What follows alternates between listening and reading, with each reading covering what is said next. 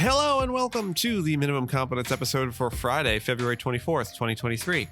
I'm your host for today, Andrew Leahy, a tax and technology attorney from New Jersey. In today's episode, we have the EPA stepping in the Ohio train wreck, Alex Jones having guns in crypto, ESG in investing, Sidney Powell wriggling free from an ethics inquiry, and Alex Murdaugh entering his second day of cross-examination. Let's finish out the week strong with today's legal stories. The EPA is using one of its strongest legal authorities to oversee the cleanup of the Norfolk Southern Corp freight train derailment in Ohio. The agency's 77-page order requires the company to clean up contaminated soil and water, participate in public meetings, and develop a comprehensive work plan for the EPA's review and approval. The order, which took effect on Thursday, involves the Comprehensive Environmental Response, Compensation, and Liability Act, or CERCLA, which enables potential fines of up to $67,544 for each day the company willfully violates or refuses to comply. The company could be liable for punitive damages of up to 3 times the EPA's cost if it does not comply with the order. The EPA's order may be useful for lawsuits seeking to make the company liable for health issues resulting from the derailment. The order will proceed under the EPA's direction, with other jurisdictions only having input, such as Ohio's EPA and local governments. The rail company is already facing several class action lawsuits, including one filed on behalf of East Palestine residents and businesses over cancer risks and other potential health impacts. Alex Jones, a far-right conspiracy theorist, has disclosed that he owns 47 firearms and donated about $7.8 million worth of cryptocurrency to his businesses during a meeting with creditors involved in his bankruptcy. He also admitted to owning several Rolex watches and a bag of silver coins.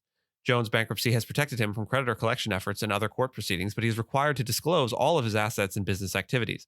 Last week, Jones disclosed that he has been holding firearms for people who participated in the January 6th attack on the U.S. Capitol.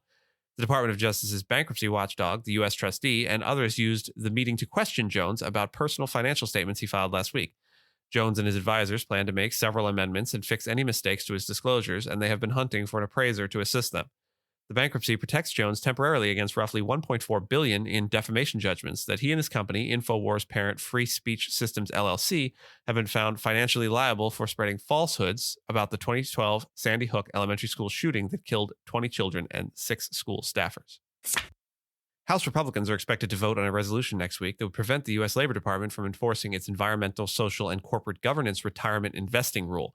The rule allows decision makers of retirement plans to consider ESG investment criteria if they are in the best financial interests of plan participants. On the other hand, House Democrats have introduced a bill that would allow retirement plans to consider socially conscious investment factors. This bill, called the Freedom to Invest in a Sustainable Future Act, would permit ESG options to be default investments and prohibit regulators from adding additional green investing justifications or documentation requirements to retirement plans. If the Republican-led resolution receives congressional approval, it would be the first veto of President Joe Biden's administration. Regulatory uncertainty has led to congressional action on the issue as lawmakers issue competing legislation on the ESG rule, and the Labor Department faces legal pressure in 2 separate federal courts to halt it.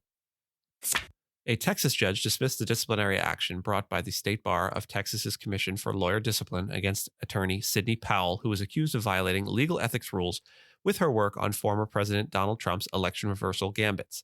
The judge said that the commission had not met its burden of proving that Powell had run afoul of Texas's attorney code of conduct, and also criticized the commission for not properly labeling its exhibits in its filing.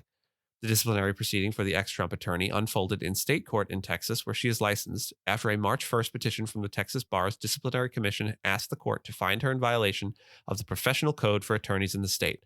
We may yet hear more about this, as it is possible the dismissal order may be appealed.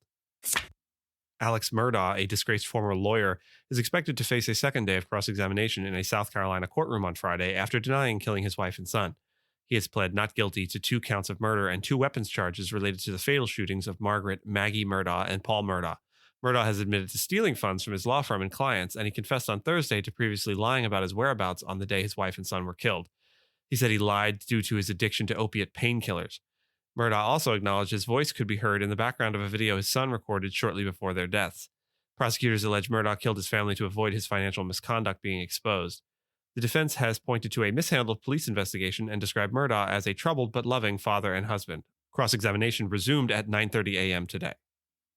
Thank you so much for listening to Minimum Competence, your daily news podcast for lawyers. If you're looking for more than minimum competence, links to further reading on all the topics touched on today are in the show notes. If you have any questions or story suggestions, find us on Mastodon on the esq.social instance. I'm at Andrew, and my co-host Gina is at Gina. And reviews go a long way towards helping new listeners to find our show. If you have a moment and can leave a rating or review on your podcast player, we'd sure appreciate it. And if you know someone that might be interested in a story we cover, consider sending them the episode. Minimum Competence is part of the ESQcast network of podcasts and streams on esqstream.com. We'll see you back here on Monday, and until then, remember, to each according to his minimum, and from each according to his competence.